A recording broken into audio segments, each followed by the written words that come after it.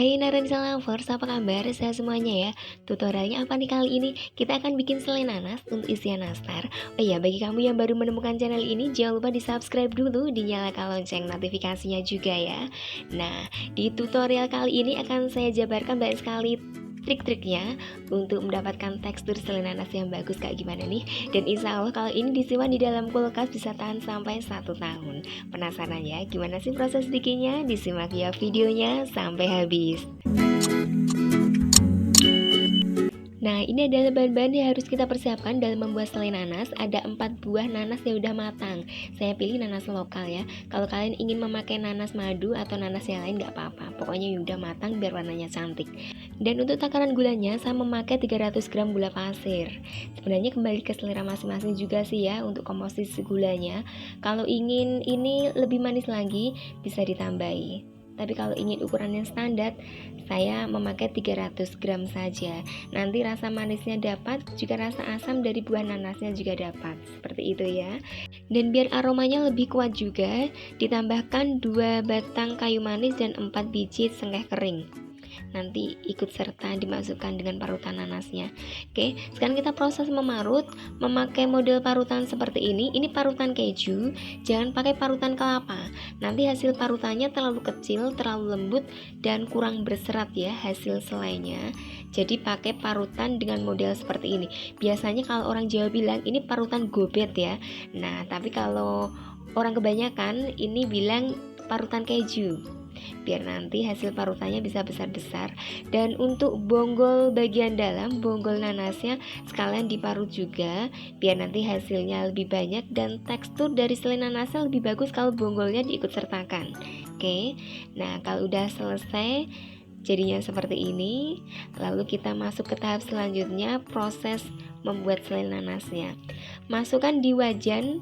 Kalau kalian punya wajan yang anti lengket itu lebih bagus, dan berhubung saya punyanya wajan yang biasa seperti ini, oke deh pakai alat seadanya saja ya. Dimasak dengan menggunakan api sedang dan durasi waktu memasaknya untuk bagian yang pertama ini 15 menit ya, sambil sesekali diaduk untuk menghindari selai gosong nih. Oke, nah menjelang 15 menit bisa diperhatikan ya kondisi selai nanasnya ini, kadar airnya udah mulai berkurang dan tinggal menyisakan sedikit air. Dan ini adalah waktu yang tepat kita memasukkan gula pasirnya. Kalau kalian tanya kenapa sih penambahan gula pasirnya tidak pas di awal saja ketika parutan nanas ini mulai dimasak, nah ini bertujuan agar warna dari selai nanas ini tetap cantik ya. Kalau kita masukkan gula pasirnya di awal-awal, ini dikhawatirkan warna dari selai nanasnya ini rawan coklat dan rawan gosong. Jadi cara memasukkan gulanya memang harus menunggu timing yang pas ketika kadar air di dalam parutan nanas ini udah mulai berkurang dan hanya menyisakan sedikit air ya untuk menyerap gulanya. Dan selain itu, kalau kita memasukkan gula pasirnya pas di air-air ketika kadar air dari parutan nanas ini benar-benar kering, ini dikhawatirkan kalau gulanya akan rawan mengkaramel dan menggumpal. Nah, ini adalah tampilan selai nanas setelah dimasak selama 10 menit dengan penambahan gula pasir. Ini udah mulai mengering. Kita kecilkan apinya ya. Kita masak lagi selama 15 menit sambil sering-sering diaduk seperti ini biar tidak gampang gosong. Dan kalau selama mengaduk dirasa bagian bawah dari wajan ini udah mulai kering dan agak berbusa ya penampakan bawahnya, ini tandanya kadar air di dalam selai nanasnya udah hampir habis. Terus saja mengaduk sampai benar-benar kering dan hasilnya seperti ini nih. Udah jadi ya. Kita tunggu sampai selai nanas ini agak dingin, nanti kita akan pulung kecil-kecil ya. Ini tujuannya kita bikin bulatan kecil-kecil agar lebih mudah waktu kita memasukkannya di dalam nastar. Nah, ini selai nanasnya udah agak dingin, sekarang kita masuk proses menimbang ya. Kenapa ini harus ditimbang? Agar antara besar satu bulatan selai dengan bulatan yang lain ini ukurannya sama. Kayak gitu ya, lebih praktis juga. Apalagi kalau kita membuat nastar klasik, ini tinggal ngambil selainya satu-satu kayak gitu ya.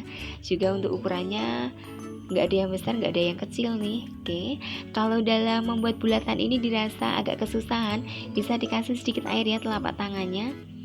agar lembab kayak gini. Dan jangan lupa juga tangannya dicuci bersih ya, biar higienis. Selain tadi saya mencoba pakai sarung tangan agak kesusahan nih, jadi pakai tangan yang bebas saja seperti ini, gak apa-apa asal dicuci bersih ya sebelumnya. Nah, kalau udah selesai proses pembulatan jadinya seperti ini, udah berbentuk butiran-butiran selai nanas ya. Ini praktis banget.